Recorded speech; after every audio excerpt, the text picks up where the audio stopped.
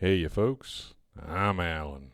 Today is Tuesday, July 7, 2026, 10:39 in the AM, Davao, Philippines. If you know me, welcome back. If you don't, settle in. I was going to make a video on Saturday and the weekend got away from me, so my apologies. Um, as far as real quick update local news, we've got this super typhoon everybody's talking about.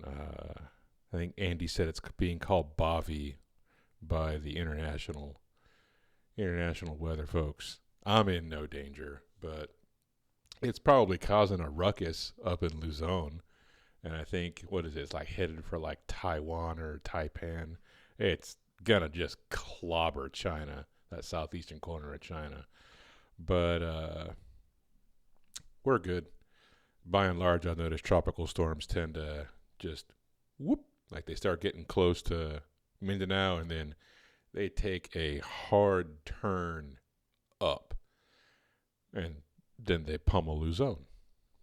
That works out for me. Anywho, on to the topic at hand. So, debts and loans. What to watch out for, especially being a U.S. guy. And I have to preface this by saying this is not financial advice, people. I am referencing some lived experience here, and that's what I am walking through. And hopefully, some of you may find that informative or useful. I will try to keep this more brief because it's pretty dry goddamn topic. But if you have questions, like drop a comment, let me know, and I can dive into this more. Otherwise, I'm going to run through these as quickly as I can. I feel like I always say that, and I wind up spending 30 minutes on something. So here we go. You can, much like in the West, especially in the U.S., you can break debts down into formal and informal loans. So let's just start with the formal loans, and then we'll get to informal loans at the end and get into things like social currency and utang na loob that they have here. So first, formal loans. Most of us from the West and the U.S. are familiar with these. These are bank loans, car loans, things like that from an established institution, home loans.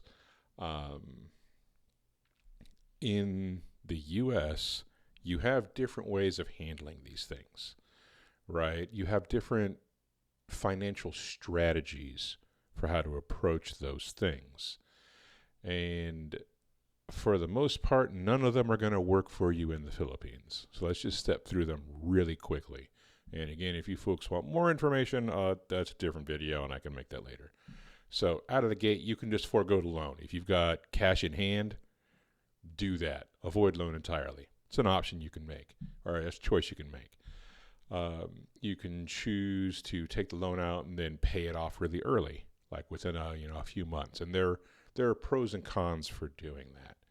All right, you can make multiple payments every month that add up whose sum is the amount of the monthly loan.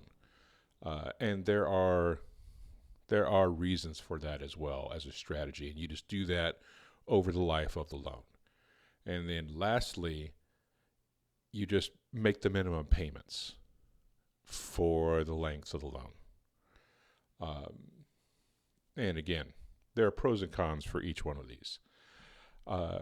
And how you do that, again, it depends on your situation and what you're trying to achieve.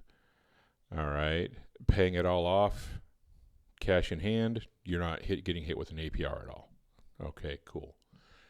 By and large, for me, when I've been working with any kind of loan that I can't pay off before the APR hits, I wind up making multiple payments to the sum of that monthly amount every month until I'm in a position where I can pay off the loan in its entirety.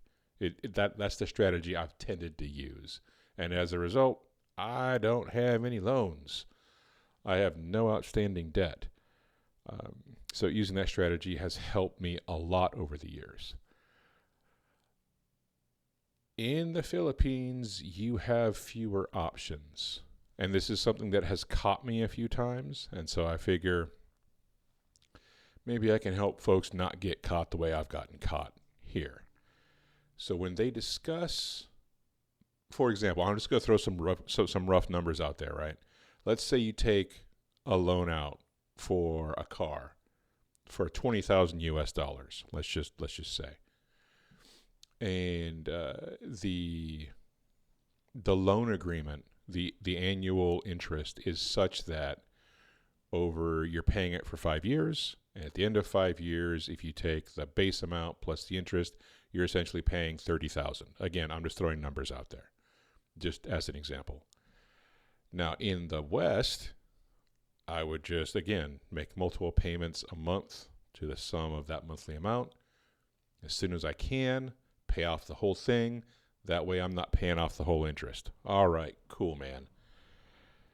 Philippines doesn't care.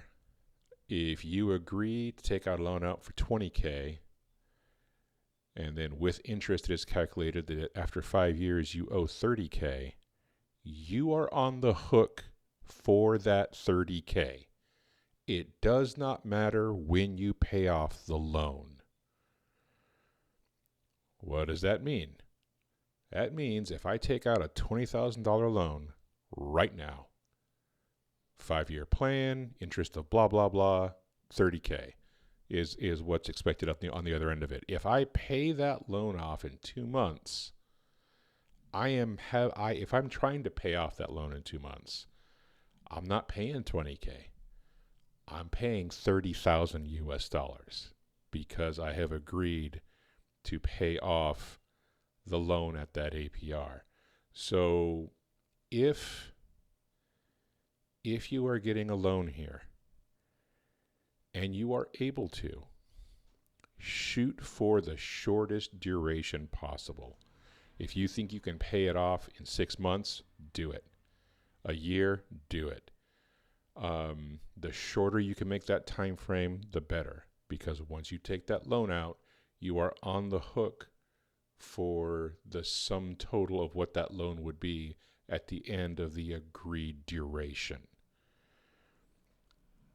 So just take a moment to sit and think about that. All right. And you will very quickly see why, like all these cute little strategies I've employed in the past for paying off loans, they just don't fly here. And that's essentially formal loans in a nutshell. If you're trying to get them or get one here, obviously you've been here for a bit, you have an ACR card, you're going to want to show up with, you've gone to the LTO to convert your license over to a Philippine license. So when you show up, you've got that preferably 2 forms of ID. You've got that driver's license, you've got either a certificate of employment, which is a thing here, or some kind of proof of income. For me, I'm a freelancer and a contractor, and so I just bring the contract for whatever employer I'm currently working for, and they see that, and they're able to see the agreed amounts in that contract, in that signed contract, and that usually serves as a certificate of employment here. You are also going to need something with your billing address on it. If you have an ACR card, that's got your Philippines address on it usually. All right, informal loans. So I don't want to say we don't have this in the U.S. because we do. We make it really weird. But in the Philippines, they have a better way of putting this? They have taken this and quantified it into something not necessarily more real, but a little more substantive, I guess. They call it utang na laob, and it's an indebtedness, is what it is, and you don't just pay it with money; you also pay it with social currency. And you see this happen in the U.S. as well. We just we make it kind of weird, and I think we just usually refer to it as being kind of weird about things. Here, if someone gives you a loan, an informal personal loan, the interest you pay is either, it's usually money, yes, but also there is a social debt. And this can be as mild as some little old, your grandmother or your auntie or something loans you money and she wants to go on walks. She likes to go on walks on certain days of the week. And so you get to go on walks with her because, buddy, you owe her money. I've seen it as mild as that, as, hey, I loaned you money and I need a car for the weekend. I'm going to borrow your car. So you can really start seeing how this leverage can really begin affecting your life, really impacting your life and your lifestyle. And I come from the perspective where I am not, I don't like social currency. I'm not particularly interested in the exchange of social capital. I've avoided it almost my entire life to my detriment. I have really poor skills around handling and interacting and dealing with the exchange of social currency and social capital. So when this came to my attention here in the Philippines, at least it gave me something more solid and just more concrete to look at, this idea of utang or utang na loob. Even when you pay off the debt, the utang is still there. I've seen situations where a person pays off that informal loan, but until they loan the other person some amount of money, there is still this echo of debt, of indebtedness.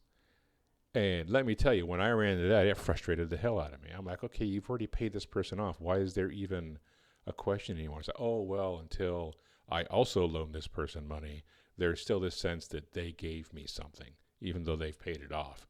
And then once you loan something to them, then it's essentially paid off, and then they have to pay you. It turns into this this binding arrangement. It's you can almost see it as this ongoing volley back and forth of indebtedness that kind of forces, and you can probably tell by my face and my voice that I really dislike this entire setup. It really creates this binding interaction that just kind of keeps going.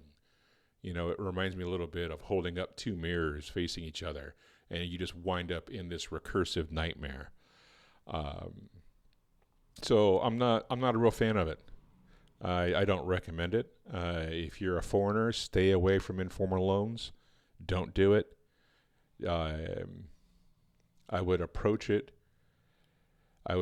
From the perspective, if you wind up loaning money to people here, assume that money is gone. Assume, or your feelings are going to get hurt. And then if they do pay you back, cool, man. But boy, I wouldn't expect it. Don't get mixed up in Filipinos loaning money to each other. That can go bad really, really fast. All right. Especially because we just, as foreigners, we don't have the cultural context. And even, I would say, we haven't developed the awareness to pick up on the contextual clues that are needed to navigate that situation. Just as much as you want to help, stop and really think about whether or not you have the time and the personal bandwidth to deal or to navigate that situation and to deal with the potential cultural repercussions and drama that could come about as a result of entering into that space and deciding that you're going to go ahead and get involved with loaning here. By and large, I would just firmly recommend don't. That's pretty much it. If you have any questions about anything I've just talked about, drop a comment. Let me know. Just be real clear. It's like, we talking about Filipino stuff? We're talking about U.S. stuff, because I checked off a bunch of line items there, and I'm happy to dive into details. Names, of course, will be changed in order to protect the innocent and the guilty. Anywho, as always, take care, be good to yourselves, and stay safe out there, folks. It's a crazy goddamn world.